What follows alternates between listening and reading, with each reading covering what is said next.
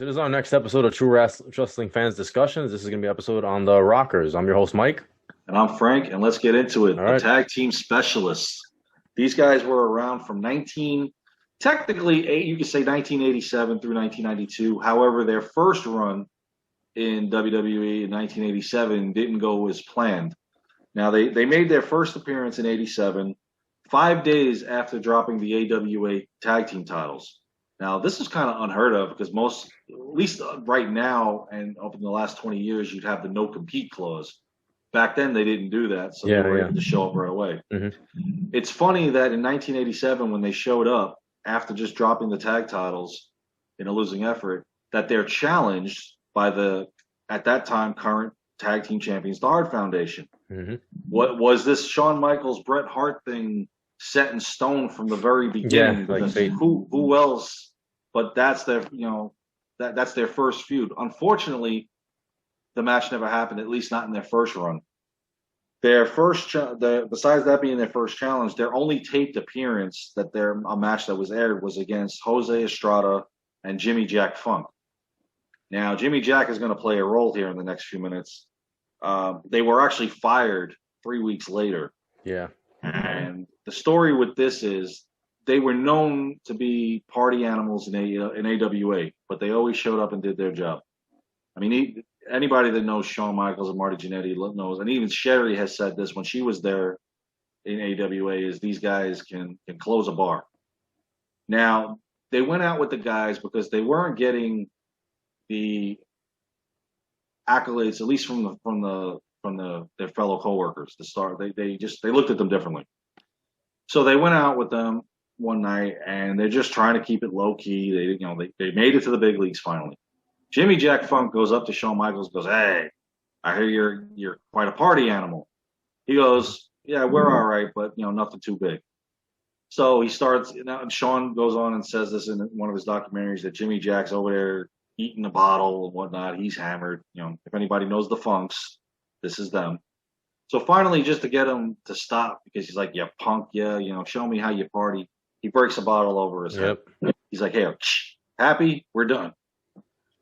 They get called into the office. They were in catering. I remember the story goes. They were in catering, and they got called into Vince McMahon's office, and Jimmy Jack's there staring them down. And they get into the office, and they're like, "All right, what's up?" And Vince goes, "Oh, you guys are wearing nice boots. Those boots are made for walking." And starts laughing. They're like, "Oh, no, don't tell us." He goes, "Nah, I'm just kidding." But in actuality, they were fired. Yeah, because Jimmy Jack broke, this whole story where they broke down a bar at a huge they fight. destroyed the bar. Yeah, which was ridiculous. So. But in any event, this led them to go back to AWA for a little while. They actually resurfaced June of 1988 back in the WWE. They were given a second chance, and I'm so glad they did because these guys were just a tremendous tag team back then, doing stuff that just wasn't heard of. Yep. The high flying antics. Sherry used to say that they would practice on. She thought they were playing with dolls with the wrestling figures, but in actuality, on the road, they were actually mimicking the moves that they were going to do, which I thought was cool because they literally were dedicated to the business, right, like their partying antics. Yeah. So their first match back was a squash match, a couple of jobbers, nothing big. Vince wanted to see what they could do. Their pay-per-view debut was at Survivor Series 88 in the big 10 tag team match in which they were teamed with the Hart Foundation. Yeah. Which I loved. Because Survivor Series and the Harts and the Rockers, that plays a huge role down the line. They were actually eliminated by the Bolsheviks during that match. I'm sorry. Let me correct myself. They eliminated the Bolsheviks in that match, but they were eventually eliminated by what would be their classic feud of going into 89, the Brainbusters. And the Brainbusters, to me, really made that tag team better. Yeah, definitely. They turned them from boys to men, and they really brought out the best of them, and that made them the tag team that they would become. 1989, if you remember the first match they had with the Brainbusters in January at the Garden, that was rated one of the top 50 by Pro Wrestling Illustrated. Yeah, they tore the house down. It's actually on YouTube. You can find it. It's available from WWE. I even believe they, maybe it'll be on Peacock if it was racially motivated. they actually, I believe that was televised too on MSG Network. It was on MSG. Yeah, that's right. Yeah. So you can actually, check it out on there. And this match was just one of the best tag team matches you'll ever see. Great between the two. match. Yep. They had another one later on that year that I'll get into, but this one right here personified these two. Yep. And the Brainbusters were already established as a great tag team coming from the Four Horsemen in the WCW. They put them together a lot too after that. Blanchard and Anderson. The house show the Rockers versus Brainbusters because it was so good. They toured it. They brought it everywhere. And I had said it that since they had the feud through 1989, why weren't those two put in a match at WrestleMania 5? I mean, because they took a break and reestablished the feud later on that year towards Survivor Series. But we had talked about this in the WrestleMania 5 discussion. Why weren't they put together instead of Strikeforce with the Brainbusters? I think the Rockers would have done a great job. Even if the Rockers came out in a losing effort anyway, it still would have been great to see those two go at it. So instead, they fought the Twin Towers at WrestleMania 5, didn't win. Yeah, it was squashed. They literally squashed. Now, in spring of the '89, they started a series of matches with the Rougeau brothers. This is where the Iron Man match was invented. A lot of people don't know this because obviously Iron Man match was never televised until WrestleMania 12. Unfortunately, none of these matches were televised either. These were strictly house shows. They were actually 30-minute 30-minute Iron Man matches. They did have one or two 60-minute Iron Man matches because those two teams did have the stamina to do it. They had a total of 5. Unfortunately, like I said, none of them televised, but they were great matches. Right. I actually was able to find one on YouTube, and it was pretty good. Just like the ladder match before it came to fruition, WrestleMania 10 was actually established. How ironically, Shawn Michaels was in the inaugural match with Bret Hart. But so the Iron Man match, if anybody asks you a trivia question for everybody listening and watching out there, 1989, not 1996. Now, they went into a feud, SummerSlam 89, that culminated with the Rougeau brothers.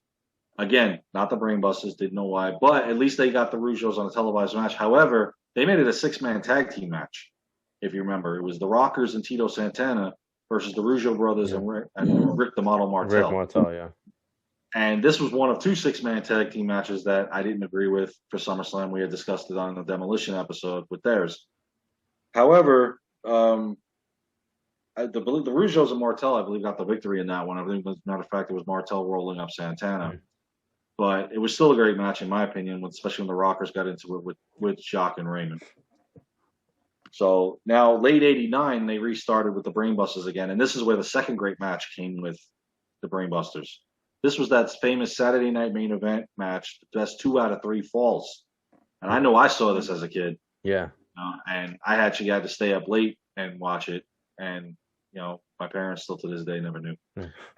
And this went into the Rockers' favor. They won 2 falls to 1. Now, this was the unfortunate exit for the Brainbusters. Because if you remember, Bobby the Brain Heenan in a backstage segment later after the match fired the Brainbusters. And this was their storyline way of leaving WWE, heading back to WCW.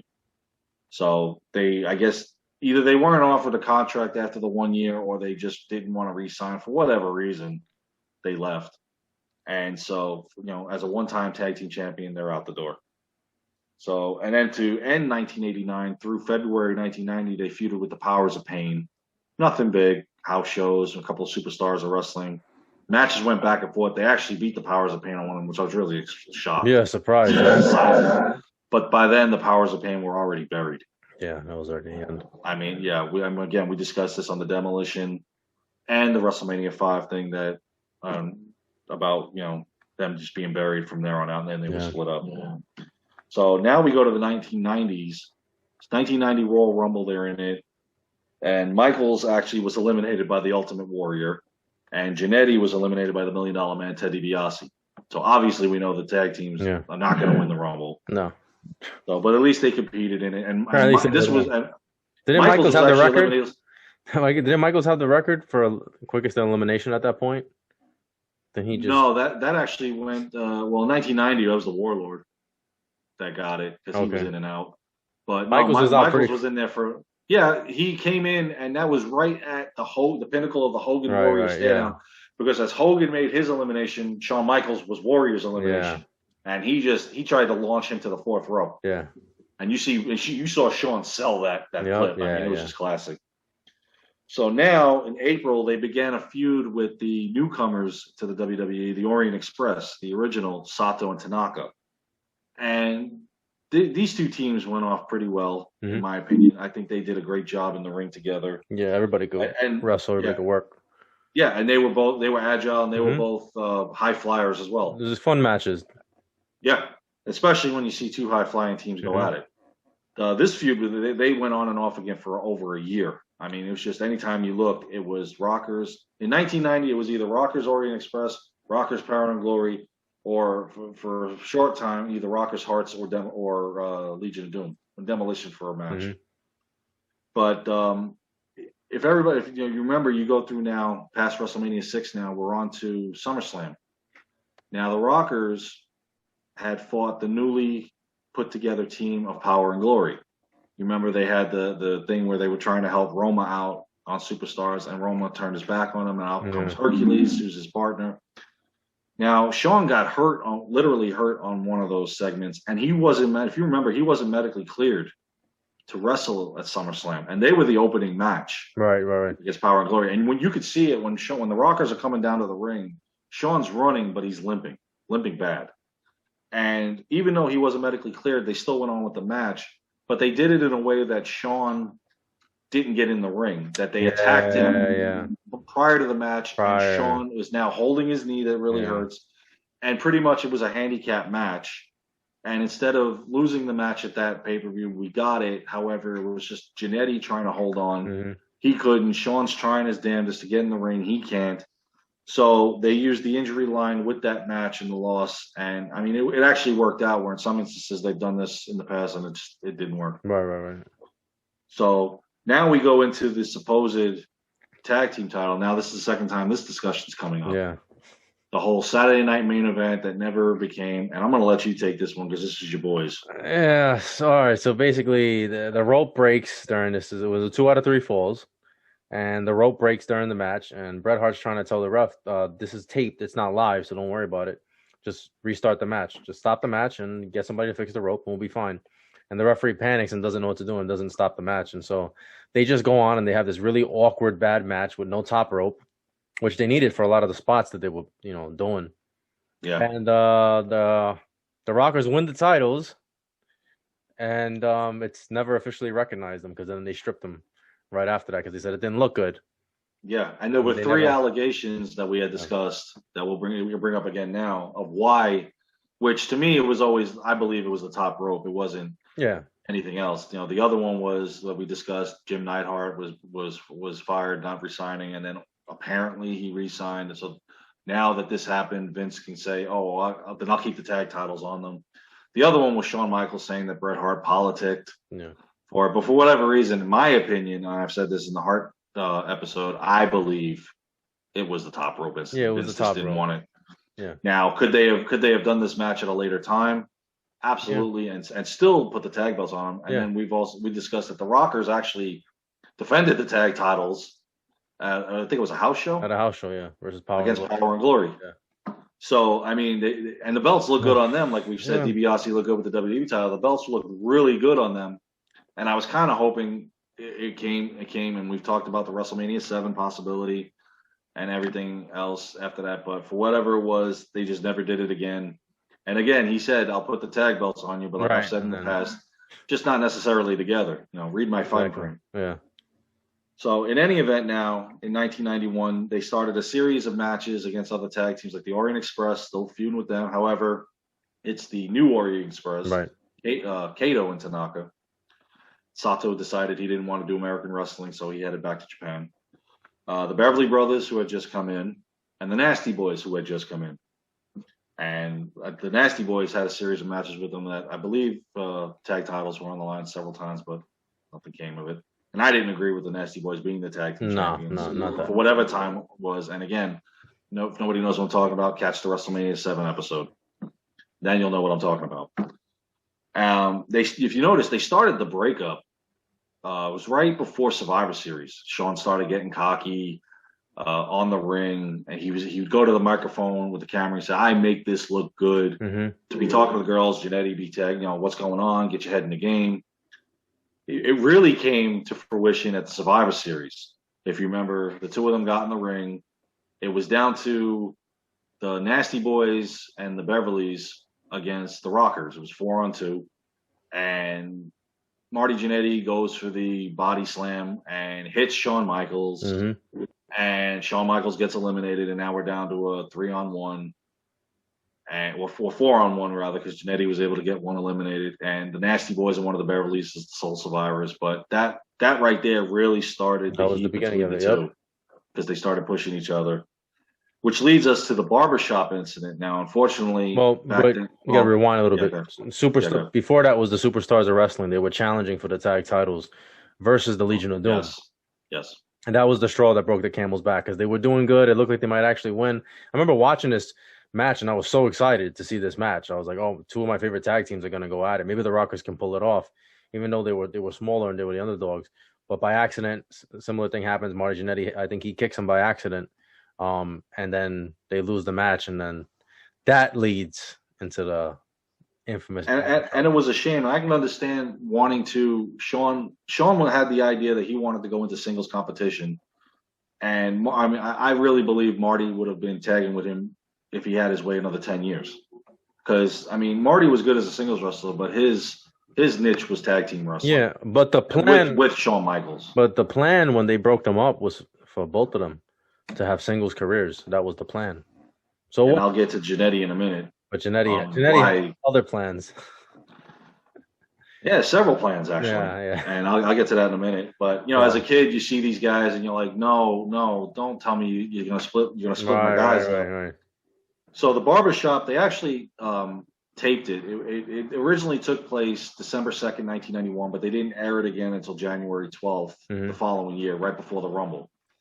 Now, on the barbershop, Brutus the Barber Beefcake has them out, and he's trying to get these guys back on the same page, Mm-hmm. and they're bantering back and forth. You've done this, you do that, blah blah blah. So finally, I forget which one it was, whether it was Shawn Michaels or Marty Jannetty, said, "Well, I'm going to turn my back, and let's see what you do." I believe it was Jannetty, and now everybody in the crowd's going, and even Heenan's like, he's turned his back, deck him. And he's just standing there, and now it looked like, okay, I can trust you. Mm. And if you remember, at that point, put their hand out, they shook, they Right. hugged. I knew it was BS though. Watching it, I knew. Definitely. Don't trust him. I'm like, don't trust him, Marty. And the music's playing, and he taps him, and he's got him, and all of a sudden, he takes that one little step that most people didn't catch to set up for the Sweet Chin music, and he was like, "Oh, I knew he was going to do that. I knew he was going to turn on him. He doesn't need Jannetty." Now, this is where the Attitude Era almost comes into play here, because this is around the time where something like this was unheard of, and he throws him through the window. And when he did this, WWE allowed Marty Jannetty to blade for this, because you remember they also had the zero tolerance for the blood, and they allowed him to blade himself for this segment to make it look legit, because obviously if you go through a window and you don't come out with a single scratch, this was BS. Right. Do you remember Bobby Heenan? Do you remember Heenan's line though? And Heenan said that Marty Jannetty was a coward and he tried to escape by jumping through the window. Yes. Yes. And Gorilla's like, "Are you crazy?" Yeah. But throwing him through there was classic, and it solidified the breakup. And then he tears the magazine apart. Yeah. Where he throws down Jannetty's part, he's holding up Shawn Michaels' part. And if you remember at the Rumble when they're interviewing Shawn, now he's in his singles outfit and everything. He goes, "Let's face it, Jannetty." He goes, "I saved you from 29 other beatings. He's not as bad as the one I gave you, but 29 beatings nonetheless, because now he's out with the supposed injury." Now, but go ahead. Behind the scenes, Marty Jannetty gets in trouble. One of the first. I guess that was the first of many. This is the first of many, but this was a big one. Mm-hmm. Now, the original match for them was to be at WrestleMania 8. Shawn Michaels and Marty Jannetty, button heads. And I think they were going to start setting it up at Royal Rumble, right? They were both supposed to be in the Royal Rumble, and I think they were supposed to get in the ring at the same time. They were going to, because I Marty don't was supposed to remember be. that. I I think thought they kept him out of it for the storyline purpose, but he was supposed to come I'm back not. shortly afterwards. I think Marty Jannetty was supposed to be there. I could be wrong though. But either way, Um, it was the setup. well, yeah. Now WWE wound up suspending Jannetty due to a nightclub incident in Orlando, in a Tampa nightclub, Tampa, yeah. January 25th, 1992. Hmm. He was arrested and put on house arrest by the judge. For like 6 months, I think it was a while. The house arrest. Yes, 'Cause yes, it was and not only because it wasn't always a fight. It wasn't only a fight. It was possession. it was cocaine Yeah. possession and possession of drug paraphernalia, Mm. forcing Jannetty the feud to be delayed, and actually it was delayed until Halloween when Shawn Michaels had come out. Yeah. He got lucky, in my opinion, with the house arrest thing, and he got really lucky that WWE just suspended him, Right. especially with everything now that's going on through 1992. Something like that now would get you terminated. Yeah. But and this to me, this happening with him, this altercation to me ultimately killed the feud, because by the time he came back October 31st, most people have forgotten this feud. Shawn Michaels is already coming out. He's just about to become the Intercontinental Champion if he wasn't at that point already. Jannetty comes out of the crowd. Yeah. He beat Bulldog, I think, already. Right. Yeah, so I believe he was just recently crowned Intercontinental Champion. Yeah. And Mr. Perfect's on the mic, and all of a sudden you see this guy jump out of the crowd. Now it took everybody a minute because now he's gone 9 Right. months. And Mr. Perfect goes, McMahon, that's Marty Jannetty. And Shawn had the gimmick where Sherry's holding the mirror. The and he's looking at mirror. himself. Yeah. Now, if you notice, you got to catch this for a split second. The mirror kind of turns and then comes back with now Jannetty behind him, and you see the look on Shawn's face. Yep. Jannetty's fired up Yep. and gives him a beat down. And now everybody in the crowd and everybody at home was like, oh, yeah, the Shawn Michaels Marty Jannetty feud. I got this. Yeah. Now, again, they didn't have the every month house show, the every month pay-per-views back then, which would have been great if they had one, because this would have been a match at December. Whatever they would have done. But in any event, they had the match now a year later than what it was supposed to. They had it at the Royal Rumble 1993. But prior to that, they had already trained doing the house shows together, and they had some matches, from everything that I've read, some tremendous matches in Sacramento and in Denver. They had these great matches, and the office was really buzzing, and they were like, oh, these guys are going to tear the house down at the Royal Rumble. And they were so excited, and then comes the Royal Rumble. And even if you didn't get the match at WrestleMania 8, maybe we do this again at WrestleMania 9. Yeah. Mm-hmm. Yeah. And the outcome could be different. However, Marty strikes again. Well, now it wasn't so much him on this instance. It wasn't him. It wasn't him. After Shawn Michaels and Marty Jannetty had their match at the Royal Rumble and Shawn Michaels wins, Jannetty was terminated. Now, the reasoning behind that is Shawn Michaels goes to Vince and says, I believe he was hungover or drunk during the match. Right. The timing, if you go back now and watch it, you'll see Jannetty's timing was a little bit off. Yeah. Not tremendously, but it wasn't the Marty we know. And especially from the house shows that they were having. So now Vince McMahon takes that and goes to Jannetty and says, you're fired. That's it. I can't do it anymore. Now, Mr. Perfect, for some people that don't know, Mr. Perfect was the one that went on Jannetty's behalf, went to Vince and said he wasn't drunk, he wasn't hungover.